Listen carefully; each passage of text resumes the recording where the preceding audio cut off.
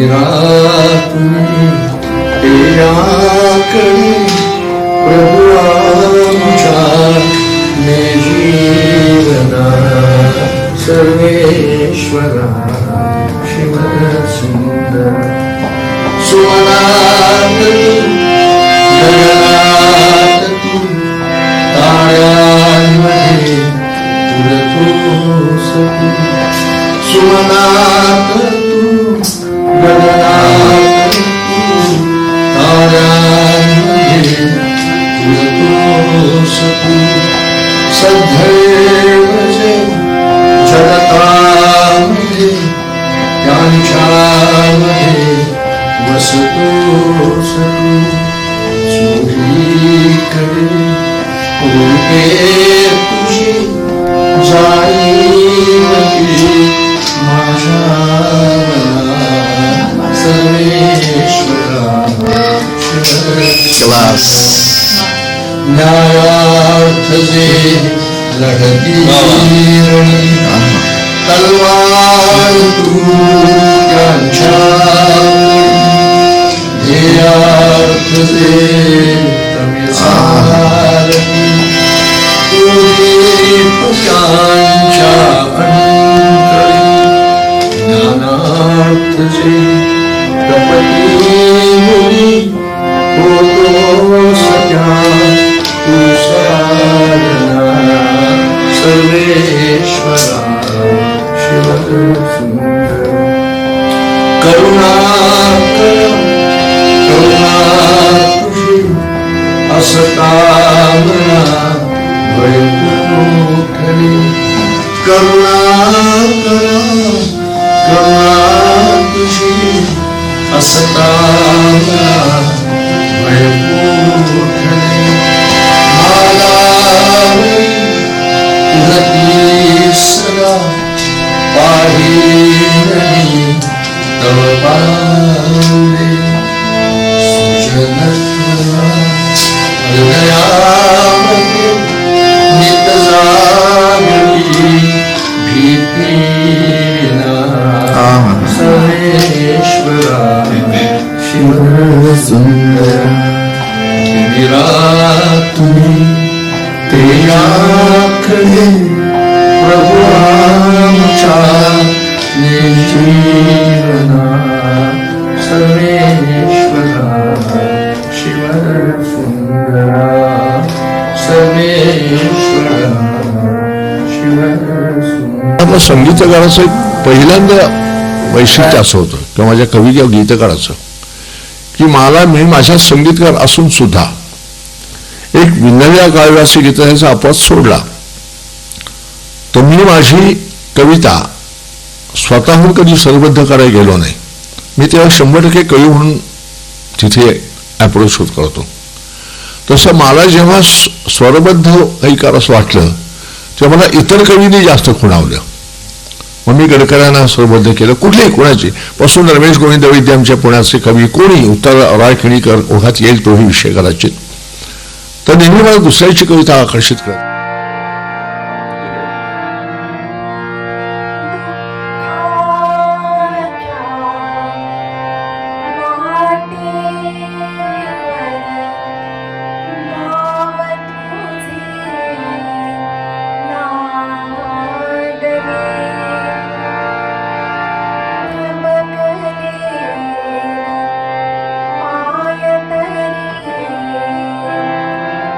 हृदय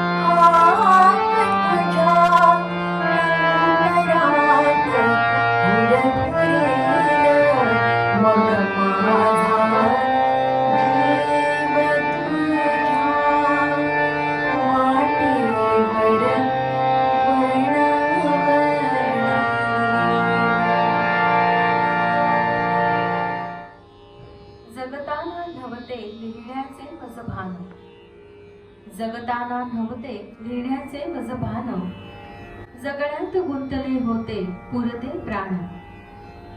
थांबलो जरासा, जरा उतरला कैफ, अनसुटे मनाचा गहिरा अनवट गुंफ.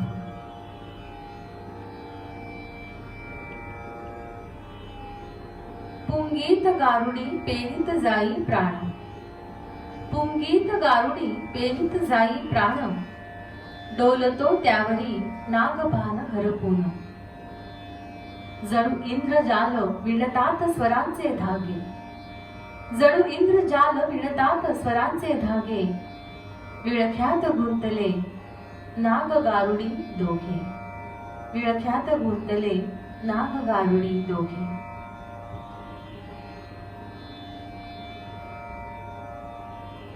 ऐण्यात बिलोरी कधी जळाच्या काठी, ऐण्यात बिलोरी कधी जळाच्या काठी. बिंबांच्या प्रतिबिंबांच्या गाठी भेटी, कधी जाणवते का प्रतिबिंबाला खंत, कधी जाणवते का प्रतिबिंबाला खंत. बिंबाच्या हाती आपुला आधी अंत. एक मजेदार गोष्ट अशी की मला कवी व्हायची काय फारशी उत्सुकता नव्हती. आता हे जरा कोडच आहे की मला ते का नाही, ते याचं एक फार वेगळंच कारण आहे. हे सगळं वाचताना आणि तोंडात कविता अक्षरशः घुमत असायच्या, लयबद्ध गुणगुणत असायचो. असं असताना माझ्या वयाच्या 8व्या वर्षी माझ्या हातात एक जालिम पुस्तक आलं, ते म्हणजे अत्र्यांचं झेंडूची फुले. आणि त्यात जे काय कवी मंडळींची चंपी होती ती सगळे वाचताना मला त्या बालवयात माझ्यावर भयंकर खोड की बाकी काय पण कवी नाही व्हायचं बुवा. कारण आणखी एक मला कविता अत्र्यांच्या नाही, ती आमच्या घरी उपहास्य पुस्तक होतं. ती कविता अशी होती, अरे आला कवी आला धावा धावा पा लपा, पाठराखे स्मरा किंवा रामरक्षा तरी जपा. कुण्या जन्मातली पापे होती देवण्या लढी, अचानक शिरी आली नेमकी कवीची ओढी. हे सगळं म्हणजे एकीकडे कवितेवर प्रेम, पण कवी नको रे बाबा. बरं गाणं येत होतं, नाटक येत होतं, आपल्याला व्हायला खूप स्कोप आहेत, आपण कवी नाही व्हायचं असं मी ठरवलं होतं. मला पहिलाच सीन मिळाला की शिवाजी राजांनी जे दर्यावर पालाण घातलं, सागरी किल्ला बांधायचं, तो आनंदी गीताचा प्रसंग होता. आणि मी शब्द असेल की दिवसा उजडी पुनव नसून आभाळी सांदवा आला, दिवसा उजडी पुनव नसून आभाळी सांदवा आला. समिंदारा माझ्या समिंदारा तुझ्या भाग्याचा मुहूर्त झाला. दिशावी नव्हत्या सुकाळू नव्हतं शिड फाडणारा वारा, पाण्याच्या पोटात कभिन्न खडक वरची गारांचा मारा. खडक फोडेल तुफान पेलेला असला तांडेला आला. समिंदारा माझ्या समिंदारा तुझ्या भाग्याचा मुहूर्त झाला. छाताडावरती नाचत होती परक्याची दौलत साडी, कोरील्या त्यानं कित्येक जखमा भळाळा वाहत्या उरी. फुंकर घालील वेदना वाढीला असला मांत्रिका आला. समिंदरा माझ्या समिंदरा तुझ्या भाग्याचा मुहूर्त झाला. शिवाजी राजाची येताच चाहुल राता अशुभाची गेली, शिवाजी राजाची येताच चाहुल राता अशुभाची गेली. सारंग बघर आभाळ हसल भगवी पहाट झाली. लाटा लाटावर सांडल केशर दर्याच सोड्या न्हाला. समिंदरा माझ्या समिंदरा तुझ्या भाग्याचा मुहूर्त झाला. या कवितेनं माझ्या चित्रपट गीतलेखनाचा मुहूर्त झाला. राजकमल ते गाणं रेकॉर्ड झालं. वसंत देसाई संगीतकार. आणि ध्यानीमय असताना मला इंडिपेंडंट टायटल मिळालं, कवी गीते सुधीर मोघे. शब्दाना नसते दुःख, शब्दाना सुखही नसते. शब्दाना नसते दुःख, शब्दाना सुखही नसते. ते वाहतात जे ओझे, ते तुमचे माझे असते. लखलखणारे हे तारांगण, झुकून खाली येईल बळभर. तुझ्यासाठी स्वर्लोकीचा कल्पतरूही ह्या मातीत रुजून येईल. तुझ्यासाठी अजर अमरता लेवून येईल. निष्कलंक पुनवेचे गहिरे शुभ्र चांदणे, आणि अमेचा अंधकारही प्रवक्त अत्तर उधळीत राहील. तुझ्यासाठी गंधर्वांच्या स्वरलहरींनी, गंधर्वांच्या स्वरलहरींनी झंकारत राहील निरंतर. नादमयी जग अन वाऱ्याची झुळूक ओलसर जणू स्वच्छंदी लकेर होईल तुझी यासाठी हळूहळू रेखांकित होईल सुंदर स्वप्नांची भासांची धूसर सृष्टी सारे शाश्वत आणि शुभंकर अनायास आकारा येईल तुझी यासाठी. देवा मला भेटायचे तुला, देवा मला भेटायचे तुला. तू नक्की कसा दिसतोस? काळा की गोरा, नाकेला की नकटा, लंबू की ठेंगू, संभावित की छाकटा. एकदा शेक हँड करायचे तुला देवा, मला भेटायचे तुला. मी असं ऐकलंय की अमृत नावाचं उत्तेजक पेय तू दिवसात ढोसतोस आणि कल्पवृक्षाच्या छायेखाली अप्सरांच्या मांडीवर निवांत पोहडतोस. उमरखेयांचं स्वप्न तू म्हणे रुटी म्हणून जगतोस.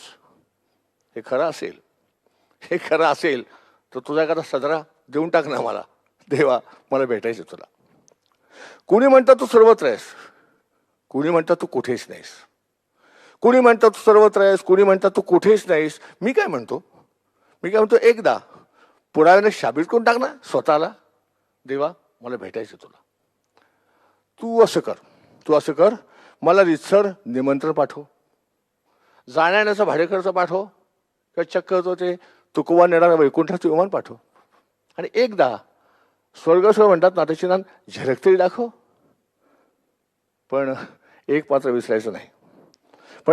विसरायचं नाही, तिथून नक्की परत यायचंय मला.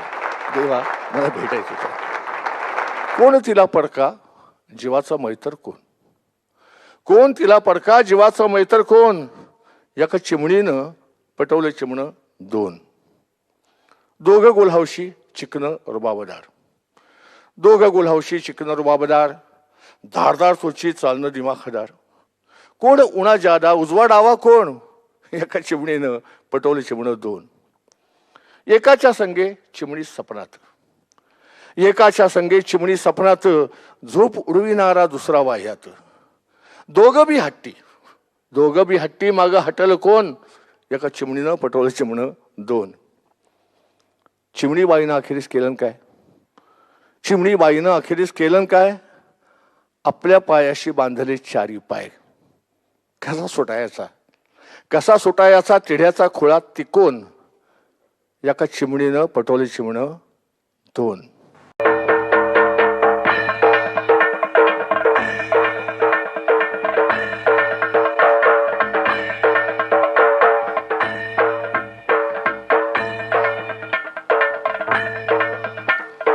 ढोल नगार घुमू लागता,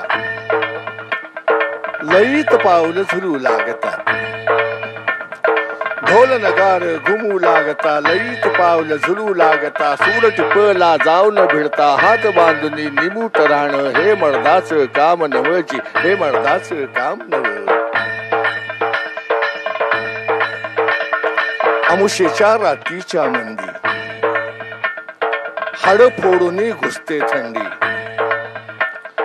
अमुशेच्या रात्रीच्या मंदी, हड फोडून घुसते थंडी. अशा येळी जर आली वर्दी, शेपूट घालून घरात घुसणं. हे मर्दाचं काम नवजी, हे मर्दाचं काम नव. दिला बोल जर कुणी इसरला, इमान टाकून तिळा वागला. दूध पिऊन बी गरळ ओकला. दिला बोल जर कुणी इसरला, इमान टाकून तिला वागला. दूध पिऊन बी गरळ ओकला. असा हराम जादा जिता ठेवणं. हे मर्दाचं काम नवजी, हे मर्दाचं काम नव. झुळमुळत्या चांदाच्या खाली, रात कवाची जागत बसली. झुळमुळत्या चांदाच्या खाली, रात कवाची जागत बसली. वाट पाहते कुणी एकली. अशा येळी बी येळ काढणं. हे मर्दाचं काम नवजी, हे मर्दाचं काम नव. ढोल नगार घुमू लागता, लयीत पाऊल झुलू लागता. सूर टिप्पला जाऊन भिडता. हात बांधणी निमूट राहणं हे मर्दाच काम नवजी, हे मर्दाच काम नव. हात बांधणी निमूट राहणं हे मर्दाच काम नवजी, हे मर्दाच काम नव, हे मर्दाच काम नव. पुण्यात राहायला आल्यानंतरच्या आरंभीच्याच काळात एके दिवशी संध्याकाळी दादाबरोबर जात असताना डेक्कन चिमखानावरच्या मंडईच्या गर्दीत सपत्नीक भाजी घेत असलेले एक प्रौढ सद्गृहस्थ भेटले. दादांनी ओळख करून दिली. हे राम फाटक. ध्यानीमनी नसताना झालेल्या त्या अनपेक्षित भेटीने काही वेगळाच आनंद दिला. नागपूरहून बदली होऊन तेही नुकतेच पुणे रेडिओवर रुजू झाले होते. प्रभात रोडलाच राहतही होते, म्हणजे आमच्या घराजवळच. मी कविता करतो म्हटल्यावर ये की रे मग एकदा रेडिओ, असं ते मायेने म्हणाले. त्या अवझरत्या भेटीमध्येही रामभाऊंचा उबदार आणि मनमिळावू स्वभाव जाणवून गेला होता. पण त्यांच्या त्या सहज बोलण्याच्या सुताने स्वर्ग गाठण्या इतका आक्रमक धीटपणा आज देखील माझ्यामध्ये अभावानेच आहे. त्या काळात तर माझी अवस्था चाहूल आली की अंग चोरणाऱ्या कासवासारखीच होती. त्यामुळे त्यानंतर बराच काळ तसाच गेला. आपणहून रेडिओ केंद्रावर जाणं काही घडलंच नाही. मी प्रथम आकाशवाणी पुणे केंद्रावर गेलो ते श्री अरविंद गजेंद्र गडकरांच्या बोलावण्यामुळे. संगीत विभागात अरविंद रावांच्या जवळच्याच टेबलवर रामभाऊ फाटक बसले होते. मध्यंतरी बराच काळ गेला असल्यामुळे पुन्हा नव्याने ओळखीचा कार्यक्रम झाला. त्यानंतर मात्र रामभाऊ आणि मी झपाट्याने कधी आणि कसे जवळ येत गेलो ते कळलंही नाही. त्याच काळात मी त्यांच्या घरीही जाऊन येऊ लागलो. विशेष म्हणजे त्या आमच्या जवळकीमध्ये कुणाचाही कसला स्वार्थ नव्हता. रामभाऊंना माझ्याकडून काही मिळवायचा प्रश्नच नव्हता. पण मलाही ते रेडिओतले अधिकारी आहेत तेव्हा त्यांच्या स्नेहामधून आपली तिथे काही वर्णी लागेल असं काही चुकूनही वाटत नव्हतं. साहित्य, संगीताचा वेळ आणि एकूण गप्पा मारण्याची अनिवार्य आवड हाच बहुधा आमच्यामधला दुवा झाला असावा. रामभाऊंना तर गप्पांची आवड म्हणण्यापेक्षाही गप्पा मारण्याचं विकोपाला गेलेलं व्यसनच होतं असं म्हणावं लागेल. पुढची व्यक्ती आणि ते स्वतः यांच्या वयातलं अंतर पुसून टाकण्याचं फार मोठं कौशल्य त्यांच्याजवळ होतं. त्यामुळे मी आणि माझा मित्रपरिवार हा रामभाऊंनाही अति अल्प काळात जवळचा झाला. अधूनमधून ते माझ्या कॅफे डिलाईटच्या बैठकीतही यायचे.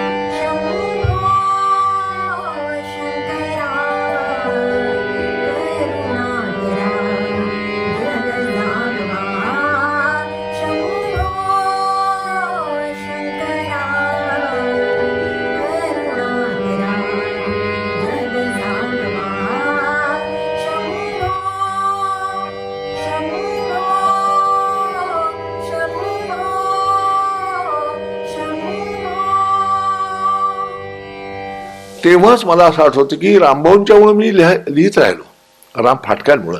मी पुन्हा पुन्हा सांगतो की आपण जे काही क्रिएटिव्ह आयुष्य जगतो ते किती आपण मस्तीने माज केला तरी आपण एकट्याच होत नाही. ते अनेक प्रवाह आपल्याला खेच असतात, अनेक प्रेरणा द्यायला गोष्टी असतात आणि खरंच तुम्ही लोक सुद्धा असता. दिसा न दिसा पण ते कुठेतरी सगळं बळ देत असतं. तसा माझा प्रवास झाला. तर राम फाटक संगीतकार होते आणि तेव्हाच जी माझ्या हे नायकाच्या जी एक मला स्पष्ट झाली कल्पना की मला दैवताला विशिष्ट देवळात पाहायच्या ऐवजी त्याला ह्या विराट निसर्गाच्या आणि विराट विश्वाच्या अस्तित्वाच्या रूपात पाहायला आवडत राहिलं नेहमीच. त्या खुणा मला सारख्या मिळायच्या. मला आठवतं मी अगदी अगदी अगदी ऐन ज्याला गद्धे पंचवीशी म्हणतो असा असताना त्या रेडिओत मला विठ्ठल शिंदे भेटायला आलते पुणे रेडिओ.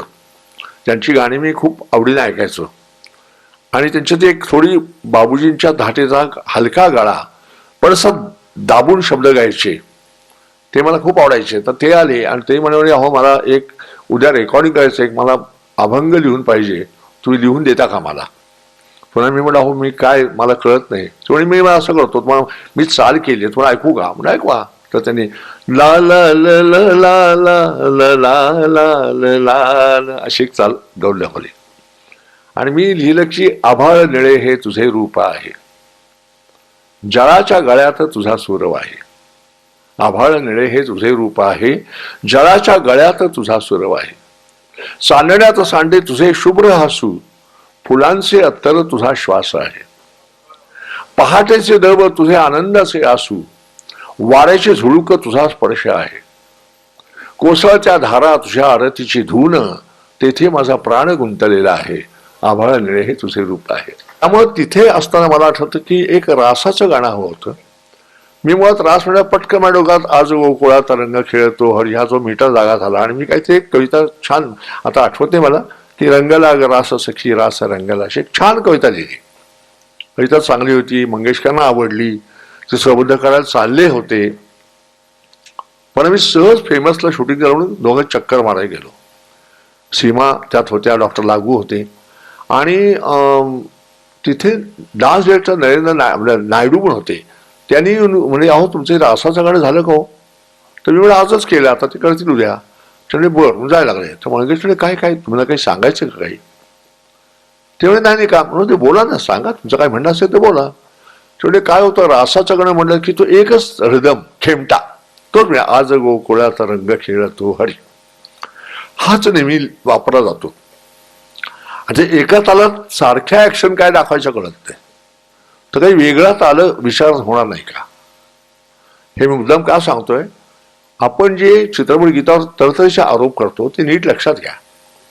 जेव्हा एक टीमचं काम असतं, जेव्हा का माध्यमाला सामोरं जायचं असतं तेव्हा ते चॅलेंजेस असतात. तुम्ही कसे घ्यायचे म्हणजे उद्या सर्कसमध्ये ट्रॅफिकवर चालायचे तारेवर, तर मी असा कसा तारेवर चालू असं म्हणण्यात पाहिजे, त्यावेळेस चालून दाखवायचा हा त्यातला भाग असतो आणि त्यात ग्रेस ठेवायची. त्यामुळे त्यांच्या म्हणण्यात तथ्य होतं हे मलाही जाणवलं, मंगेशकरांनाही जाणवलं. आणि त्यावेळी सुधीर आपण उद्या पुन्हा काही वेगळा विचार करूया का म्हणून करूया ना, नो प्रॉब्लेम. आणि गेलो आणि तिने मला गेल्यावरची चाल ऐकवली. ल ल ला ला ला ला ल ल ला ल ल ला ला ल ल ला ला ला ला ला ला. वेगळा विचार होता आणि ते शब्द मला खूप आवडले, ते स्वर आवडले आणि त्यातून मी पुन्हा ताजी कविता लिहिली. झुलतो बाई रास झुला, नभ निळे रात निळी कानाही निळा. आता गंमत बघा, स्वराकृती आहे त्यामुळे कवितेचा रूढ आकृतीबंध नाही आहे, पण त्याची एक लयकारी असते. झुलतो बाई रास झुला, नभ निळे रात निळी कानाही निळा. वाऱ्याची वेणू फांद्यांच्या टिपऱ्या, गुंफतात गोफ चांदण्यात छाया. आभाळाच्या भाळावडी चंदेरी टिळा, प्राणहीन भासे रासाचा रंग. रंगहीन सारे नसता श्रीरंग, चोहीकडे मज दिसे हरी सावाळा. गुंतलास कोठे नंदन नंदना तू, राधेच्या रमणा केव्हा येशील तू. घट झरे रात सरे ऋतू चालला, झुलतो बाई रास झुला. त्याच्यामध्ये दोन व्यक्तींनी मला खरे चॅलेंजेस दिले असं नेहमी वाटतं की ज्यांच्या स्वराला सामोरे जाताना मला माझ्यातलं अनपेक्षित आले असं वाटलं. त्यात एक मंगेशकर आणि दुसरे सुधीर फडके, ही दोन वेगळी स्कूल्स आहेत. पण या दोघांपर काम करताना मला नेहमी वाटलं की माझा कस लागला.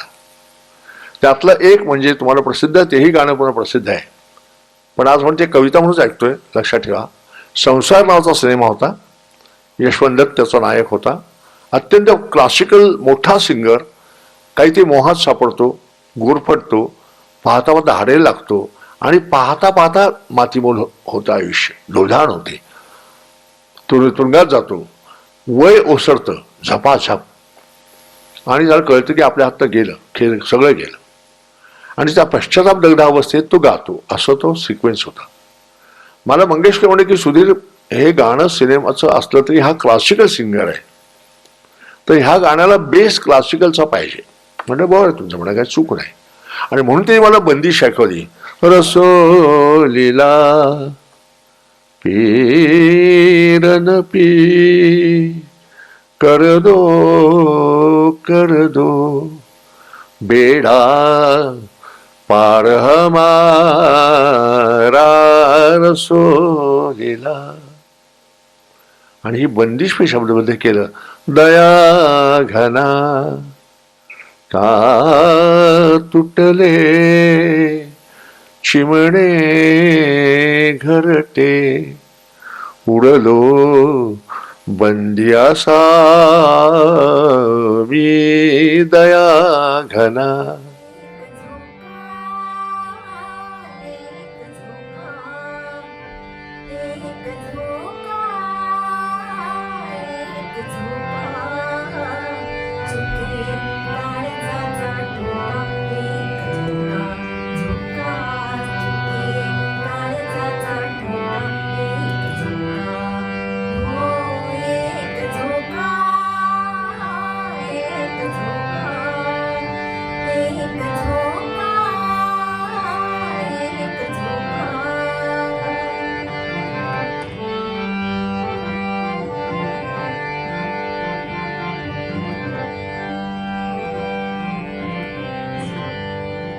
कवितेला मूलभूत आशयरूप असतं, तरी कवितेला एक रचनाबंधाचं एक बाह्यरूप असतं. कवितेत खेळणारी अंतर्गत लय नावाची एक विलक्षण अमूर्त अशी एक ताकद असते, ती तिला खेळवते.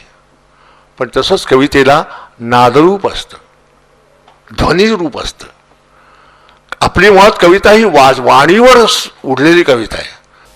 मी खरं नाटकातला होतो. नट असणं ही माझी पहिली सहज प्रेरणा होती. पुण्यात आलो कसं का म्हणून नाटक हळूहळू बाजूला कविता यायला जशी आली, मला असं वाटतं की अंतरंग बोलायला लागलं, मग बाहेरचं रंगाचं कौतुक वाटेना, असं झालं असावं बोला. नाटक दूर केलं, पण तरीसुद्धा माझं नटपण गेलं नाही. आणि त्यामुळं माझ्या गीतातून माझा अभिनेते पण सारखे व्यक्त होत राहिलं. अभिनेता काय करतो, एक व्यक्तिरेखा अंगावर घेतो, शरीर त्याचंच असतं, नाकडोळे त्याचेच असतात, मन त्याचंच असतं, पण त्यातून त्या मुशीतून तो काहीतरी वेगळं उभं करतो. ते वेगळं असतं तरी तो स्वतः त्यात असतोच. काय करतो असा प्रश्न मला सुदैवानं विचारला नाही, कारण माझे उत्तर नव्हतं. मी काय करत नाही ते मला नोकरी करायची नव्हती. मी माझ्या धर्मानुसार जगायला पाहत होतो. आणि मला पुन्हा सांगतो की मी आजची खूप ना मुलं म्हणतात, तेव्हा माझं अजून असं म्हणणं आहे की कशाच्या मागं धावण्यापेक्षा तुम्ही स्वतः बलिष्ठ असं झालं पाहिजे की तुमच्या दिशा तुमच्याकडे येतील चालून.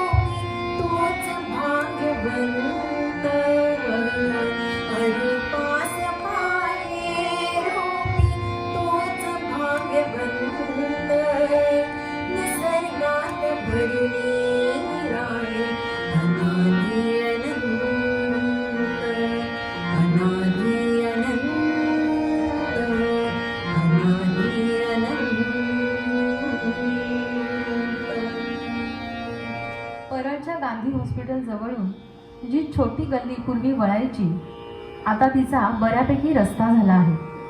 ती सरळ राजकमल स्टुडिओत पोहोचायची. आज त्या राजकमलच्या परिसरात टोलेजंग ओनरशिप इमारती उभ्या राहिल्या आहेत. पण 25-30 वर्षांपूर्वी हाच राजकमल स्टुडिओ हा चित्रनिर्मितीने गजबजलेला एक विलक्षण जिवंत परिसर होता. 2 मोठे चित्रीकरणाचे भव्य स्टुडिओ, अद्ययावत रेकॉर्डिंग हॉल, डबिंग थिएटर, सुसज्ज एडिटिंग रूम्स, लॅबोरेटरी, नेपथ्य, रंगभूषा, वेशभूषा यांची मोठी दालनं, सुसज्ज मोठं कार्यालय आणि ह्या सर्वातून अखंड चाललेला नामवंत निर्माते, दिग्दर्शक, अभिनेते, संगीत दिग्दर्शक, गायक, वादक, इतर तंत्रज्ञ यांचा वावर. असा तो माहोल रात्रंदिवस झंकारत असायचा. आणि आपण एक हाती उभं केलेलं हे सारं कौतुक कृतार्थ मनाने अनुभवत स्वतः व्ही शांताराम तिथे वावरताना अधूनमधून दिसायचे. हे सगळं मला आठवतं. ह्याचं कारण राजा शिवछत्रपती ह्या चित्रपटाच्या निमित्ताने मी सुमारे वर्षभर राजकमलमध्ये नियमितपणे जात येत होतो. मदारी मेहतर ह्या टिचबर भूमिकेसाठी इतक्या वेळा कशाला जावं लागलं असा एक प्रश्न काही चाणाक्ष मनात उभा राहिला तर त्याचं उत्तर असं की दरम्यान माझी ही गुंतवणूक केवळ भूमिकेपुरती राहिली उरली नव्हती. मध्यंतरीच्या काळात दिग्दर्शक चंद्रवदन, निर्माते किशोर बिस्किन यांच्या झालेल्या भेटीतून ओळख अधिक गडद होत गेली आणि परिणामी एके दिवशी चंद्रवदन भाईंनी मला विचारलं, सध्या तू एरवी काय करतोयस आणि पुढे काय करायचा विचार आहे? काय करायचं नाही हे नक्की ठरलंय, पण काय नक्की करावं ते कळत नाहीये. ही माझी अवस्था त्यांनी बरोबर ओळखली आणि अचानक विचारलं, मला दिग्दर्शन सहाय्यक म्हणून येतोस का? मी अंमळ गडबडलोच, पण क्षणात सावरून मी सपशेल नकार दिला. कारण नाटक लहानपणापासून आयुष्यात मुरल्यामुळे जवळचं वाटायचं, पण सिनेमा हा प्रकार भलताच अनोळखी होता. सिनेमा म्हणजे पडद्यावरचं नाटक, ह्या पलीकडे समज गेली नव्हती. अभिनय आणि संगीत हे 2 तसे जिव्हाळ्याचे विषय, पण तेही इथे वेगळ्या तंत्रात बांधलेले. शिवाय याखेरीज screenplay, camera, long shot, mid shot, close up, lenses, lighting, shot division, editing, cutting, lab work, sound recording, mixing ही सगळी प्रकरणं केवळ श्रवणानेही धडकी भरवणारी. शाळेतलं तर सोडाच, पण कलाक्षेत्रातलंही हे तंत्राचं गणित आपल्यासाठी नाही ही माझी पुरेपूर खुणगाठच होती. पण माझ्या मनातली ही गाठ चंद्रवदन भाईंनी मायेनं हलक्या हाताने सोडवली. शिवाय जोडीला मला घोड्यावर बसवायला सदैव उत्सुक असलेला प्रदीप सारखा जिवलग दोस्त होता. त्यामुळे अखेर त्या चित्रपट निर्मितीच्या धामधुमीत मी अप्रेंटिस दिग्दर्शक सहाय्यक म्हणून पाहता पाहता मिसळून गेलो. पण त्याच चित्रपटाच्या निमित्ताने आपल्या चित्रपट गीतलेखनाचाही मुहूर्त होणार आहे आणि तोही वसंत देसाईंसारख्या मातब्बर संगीतकाराबरोबर. ही कल्पना मला तेव्हा स्वप्नातही भासली नव्हती.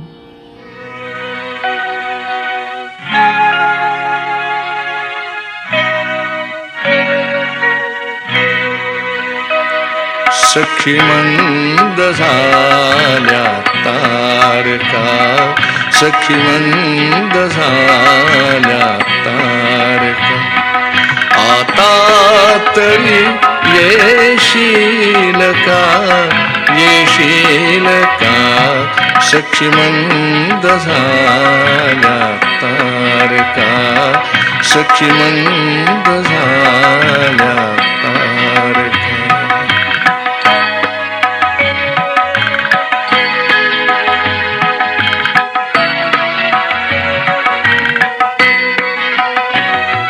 मधुरात्र मंथर देखणी आली तशी गेली सुनी, मधुरात्र मंथर देखणी आली तशी गेली सुनी. हा प्रहरांतिम राहिला, हा प्रहरांतिम त्या अर्थ तू देशील का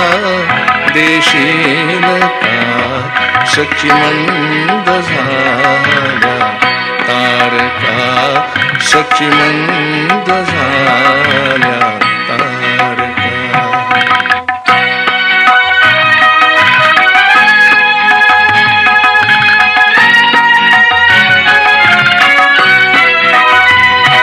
हृदयात आहे प्रीत ओठात आहे गीत ही हृदयात आहे प्रीत ओठात आहे गीत ही ते प्रेम गाणे छेडणार प्रेम गाणे छेडणार सूर तू होशील का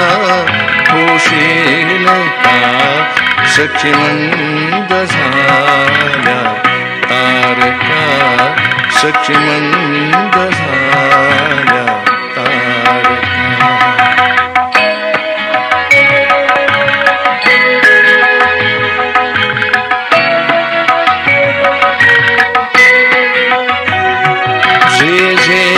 हवे से जीवन ते सर्व आहे लाभले जे हवे से जीवन ते सर्व आहे लाभले तरीही उडे काही उडे तरीही उडे काही उडे तू पूर्तता होशील का सखी मंद झाल्या तारका सखी मंद झाल्या तारका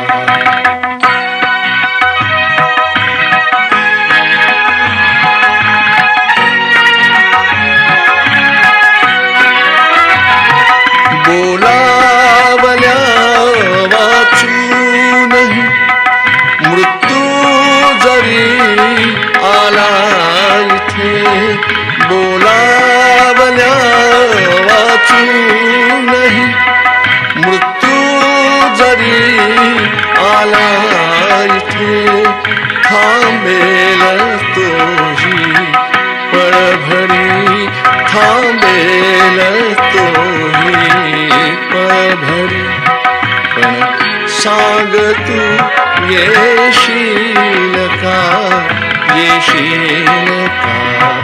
सखी मंद झाल्या तारका आता तरी येशील का सखी मंद झाल्या तारका सखी मंद झाल्या तारका आभाळ मायेचं ओथंबून येईल सुगंध वारे आप्त होतील माझा पत्ता विचारेल तुझी सगळी दानं आपसूक येतील हे घडेल नव्हे घडणारच तू फक्त एक सांग तेव्हा मी कुठे असेल काळ 1975-76चा त्याच्या कवी असण्याचा गवगवा नुकताच सुरू झाला होता त्यातून ओघाने येणारे सोपस्कारही नुकतेच सुरू होत होते सलामीलाच पुणे आकाशवाणीवरील बिंब प्रतिबिंब मालिकेत त्याची एक मुलाखत झाली मुलाखतकार होती पदवीधर आणि कवयित्री म्हणण्याच्या मार्गावर असलेली अरुणा ढोरे मुलाखत कसली मनमुराद गप्पाच होत्या त्या कवितेचं मुख्य सूत्र पकडून तिच्या अवतीभोवतीच्या 10 दिशांची साथ घालणारी आवाहनं आणि स्वप्न तो सांगू पडत होता मन राहून तिनं विचारलं हे इतकं सगळं तू करायचं म्हणतोस पण त्यामध्ये तुझी कविता तुझ्यातला कवी कोमेजणार नाही का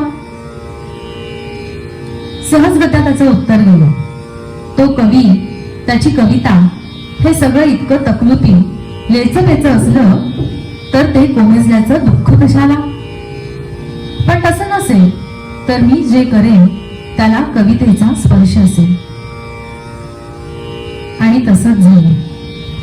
काळाच्या ओघात अनेक माध्यम क्षेत्र सामोरी येत राहिली. त्यानुरूप अनेक भूमिका आल्या, त्यांचे वेगळे धर्म आले. पण कवीचा मूळ पिंड धर्म कधीही हरवला नाही. त्यामुळे या स्वैर भटकंतीत तो कवी गीतकार झाला, कवी संगीतकार, कवी गायक झाला, कवी सादरकर्ता झाला आणि कवी दिग्दर्शकही. फारकशाला त्याचं जे चित्र विचित्र भलं बुरं माणूस पण आहे त्यालाही जबाबदार हे कवीपणच. अगदी अलीकडे तर आधीच्या वाटचालीत ध्यानी मनी नसलेली एक रंगचित्र धुवून त्याच्या समग्र अस्तित्वाला झपाटून राहिली आहे. लगेच स्वतःला चित्रकार वगैरे म्हणून घेण्या इतका तो निबर किंवा चित्रकार श्याम जोशींच्या शब्दात सांगायचं तर निसंडू म्हणजे निर्लज्ज संतोषी डुक्कर नाही. पण या नव्या मोहिमेतही त्याची ही कवीपणाची मूळ प्रचिती नकळत व्यक्त झालीच. पहिलं रंगचित्र प्रदर्शन चक्क चित्रकलेच्या एका माहेरघरी करवीर क्षेत्री ठरलं. मात्र कुठल्याच चित्रावर त्याची सही नव्हती. खरं तर त्यानंही काही बिघडणार नव्हतं.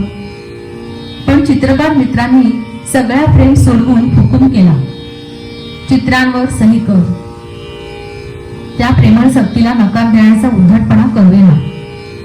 पण म्हणून नेहमीची सुधीर मोघे ही लफेदार सही करायलाही हात भिजवला. विचार केला, प्रथमच आपण भाषेचं कुंपण नसलेल्या शब्दांपलीकडच्या माध्यमात प्रवेश करतो आहोत, तर प्रातिनिधिक भाषेत म्हणजे इंग्रजीत सही करावी. तिथेही संपूर्ण ओळख देणारं नाव नको वाटत होतं. अचानकपणे अगदी प्रथमच आपली इंग्रजीतली ती पहिली वही सही लपेटून मोकळा झाला. पोएट सुधीर.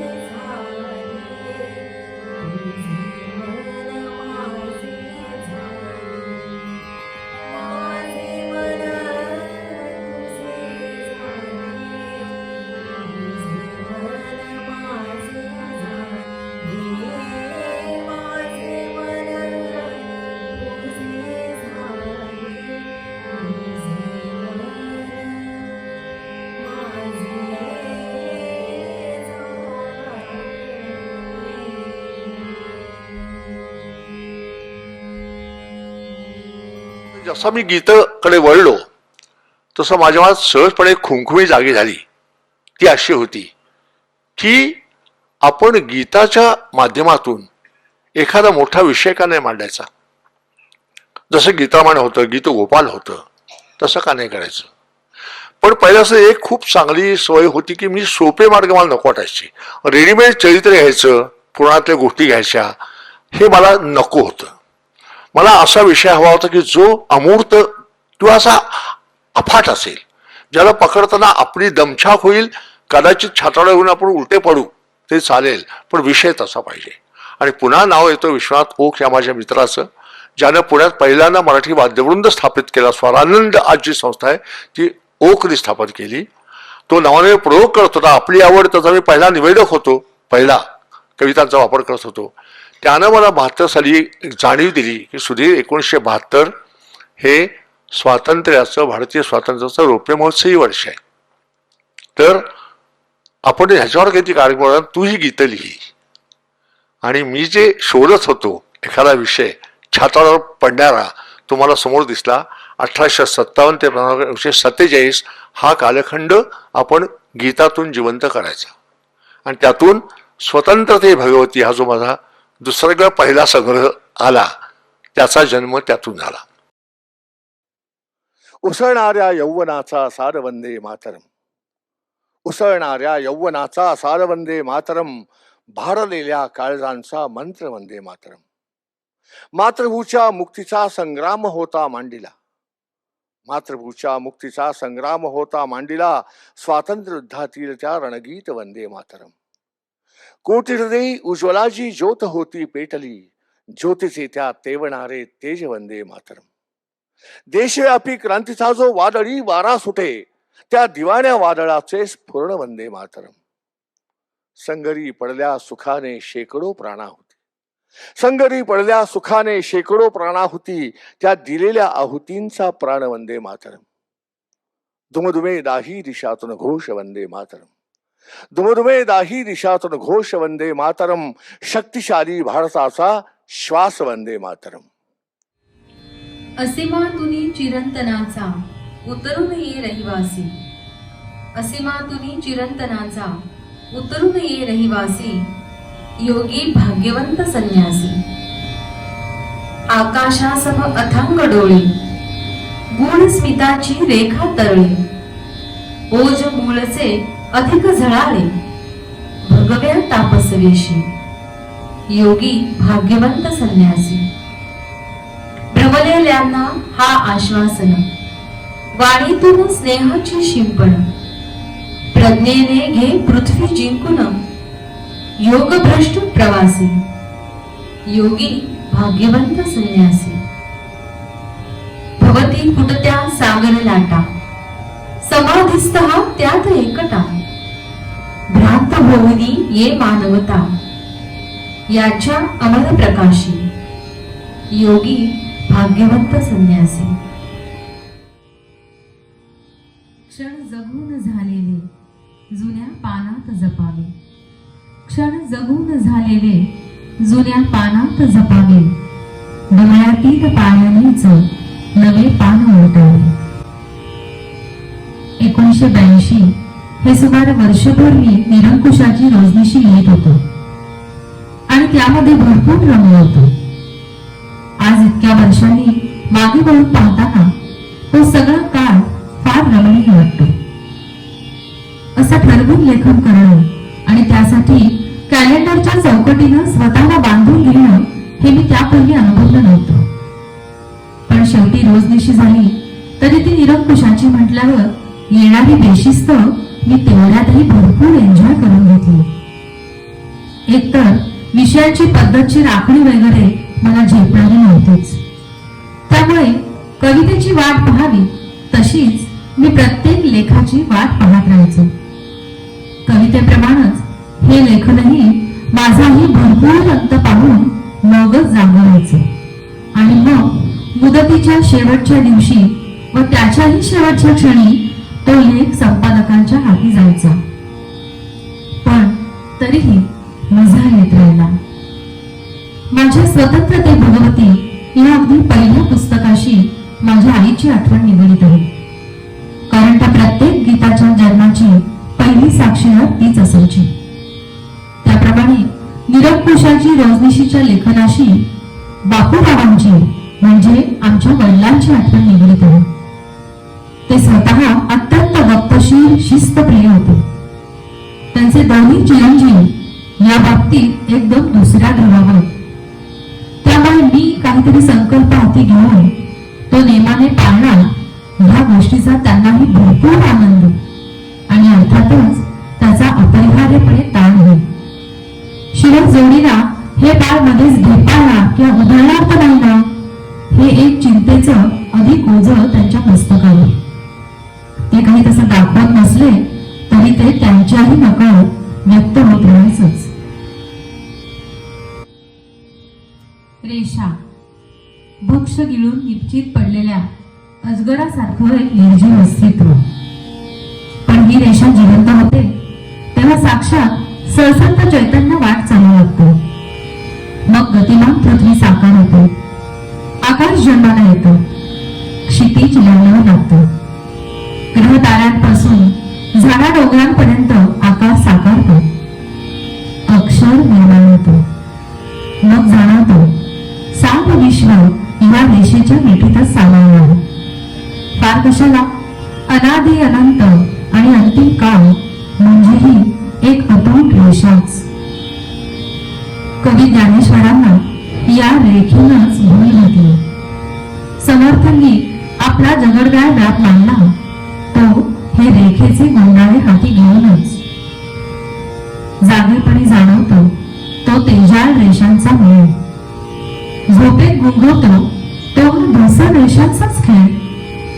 आणि जागृती व स्वप्न यांना अलग करते ती देखील तरुण रेषेचीच लचकती बोल. तसे आपण सारे या रेषेचे गुलाम. पण आपल्यातलाच एखादा गुलाम वेगळा निघतो. तो या रेषेची जादू ओळखतो, आपल्या राणीवरच प्रभुत्व मिळवतो आणि एका विश्वाच्या पोटात दुसरं छोटस विश्व निर्माण करतो.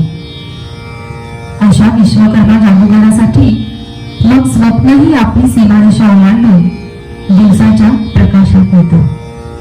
क्वचित कधी मध्येच.